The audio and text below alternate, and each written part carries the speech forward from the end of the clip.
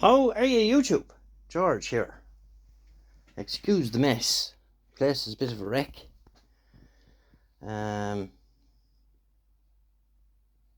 Doing some work here. I should get to that in a minute. So, I was down the country yesterday. The lady I got the SMD rework station from, I was chatting her, on WhatsApp after that, and she said that there was a full electronics workshop there belonging to her dad. So we went down yesterday evening and we cleared the place out. Kind of sad in a way. Got all sorts of goodies and more stuff over here. Weller iron. This one as well. All this stuff here. Won't be buying solder for a while. Anybody need some fuses? Heat shrink. More heat shrink. Some transistors there. Various junk. These are mainly like coaxial fittings. BNC to N. BNC-T. There's loads of them, all different types in there. There's some relays in here as well. I have to go through all this stuff. So all them bins there. That blue thing to put them on. And that. All types of Scotch lock connectors and various bits and pieces in there. P-clips, nuts. Oh, look at that, tuning coils. Full drawer of them. Capacitors, ribbon, cable, and full unused rolls of wire from Radionics. All sorts of stuff. Got this lad, 240 to 110 for US stuff. Even has the US plug on it, which is good. Little Variac. Pleased with that. There for a minute. Got these project boxes as well. There's 3 of them, brand new, never used. Got this lad too. There was some tools as well. It's a planer. And rake of scope probes. And all them leads over there. But there's more. 1, 2, 3, 4, 5, 6, 7, 8. The 2 of them are full, near enough. 9, 10. Let's see, 1, 2, that's 12 total. And got something else as well. Look at that beastie. This is a Parkinson's Samsonia brand Perfect Vice number 37 Model J from 1940. This thing weighs 41 pounds. It's got quick release. That works. Jaws are good. So what we'll do with that is we'll clean it up and put it on the bench there, and we'll have to paint it red because that's the colour it's supposed to be. You see the red there. These are supposed to be red. So we'll wire wheel the bejesus out of it. Same company that made this one, only this one is older. This one is from 1901, believe it or not. That was a Facebook Marketplace find. I think I paid €25 for that, but it looked like someone dragged it up from the Titanic. Like, Look at that. Like, it absolutely dwarfs. And that's not a small vise. This thing is monstrous. Wonder how... What's that? About 8 inches. Lovely. Absolute savage of a thing. So as I said, we'll clean that up and paint it.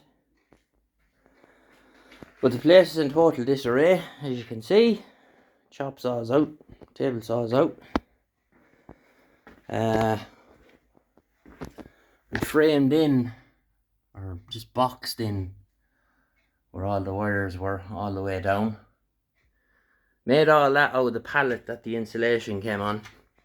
There's a bit of a gap, but I don't care about the gap up the top. It's just more to hide the wires than anything else. It'll actually leave it nice and handy if I ever have to run anything else. I can just drop it in over the top. So we come all the way up along, and then we hid all the wires here. We've them all boxed in. I have this framed out. Just need to get something now to go across there, just to box it. See this, there was always a problem here when this was a window, that water used to drip sometimes. So I could never find where it was coming in. It was coming somewhere in the block layer said, when he was here. And I just couldn't be arsed looking for it. So what I done, I made like that's a gutter that goes all the way across. It used to drip down in the middle of the lentils, and there's a pipe that goes down inside there, and it comes out there into that bucket. But it hasn't, nothing has come out of it in a long time. It does it periodically, like maybe 2 or 3 times a year. It must be if the rain falls a certain way or something. So I just did that. I figured it was easier than trying to find out where it was getting in. So with that all framed out now, I'll get some that really light ply or something in what do you call it, B&Q, and we'll just sheet it. I had to kind of do a bit of a step here. As you can see, the gutter is just a slight little bit lower, so it'll come up, you know, and to avoid it, I'll have to put another little piece of wood here, just to avoid that. Make framing it out a lot easier, or to putting the sheeting on it. So yeah, busy. And went down in the beamer down to get all this stuff, and I had all them yokes, all the drawers, I had them all in the back seats, kind of so that they'd lie back at an angle, and they wouldn't spill. Like, there's lots of stuff in them here.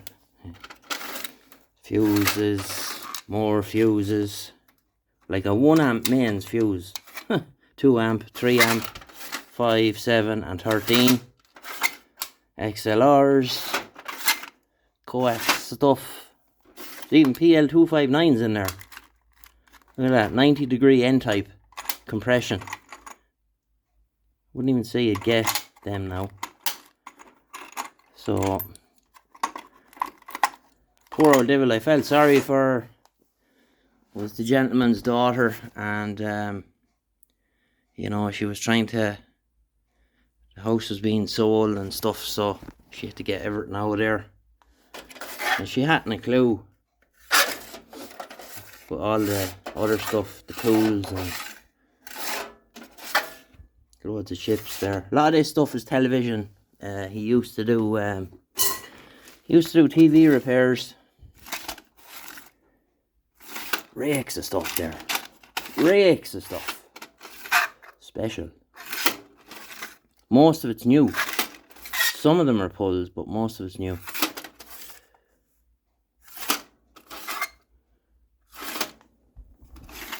Power transistors. Woohoo!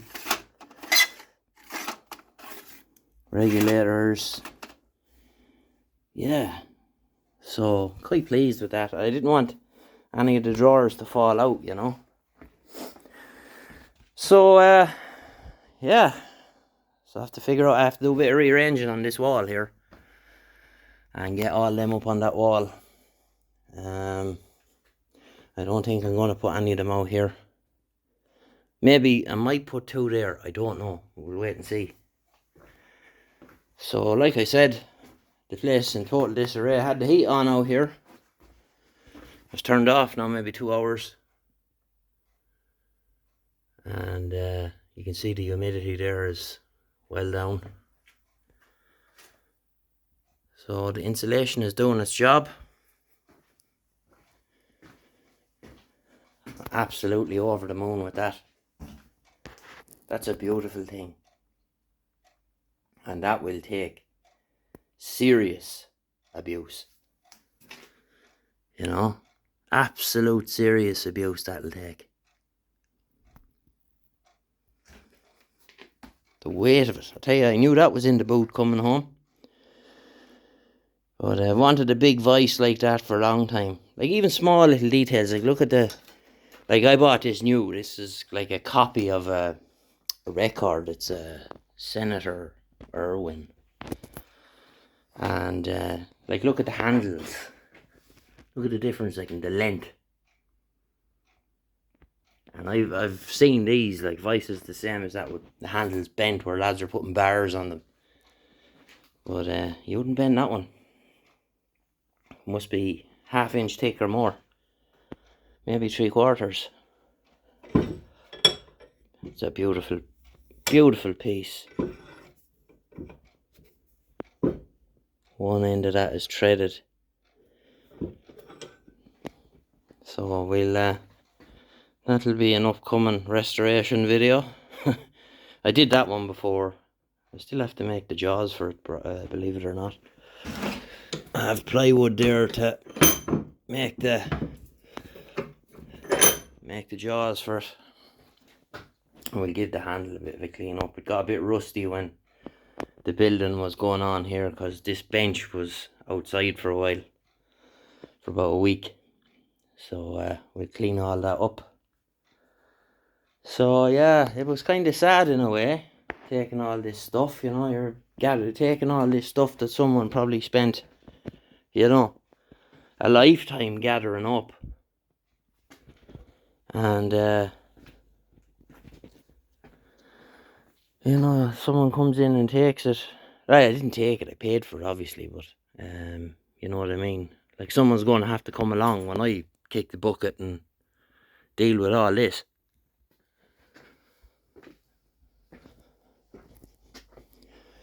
Yeah, so that's news from the shed. What date is today? It's the 20th of November 2022. Oh yeah, before I go, I have my Iowa up and running. Well, it was up and running. I just have it in line. And I tell you something else. Incredible sound out of it. It's 40 or 50 watts a channel, I think. RMS. Really drives them big boys. Oh, we got a set of Bose speakers as well. But I have to reform them. The foam is gone. So anyway, as I said, that's the news. 20th November 2022. And we'll get you in the next one. Bye-bye.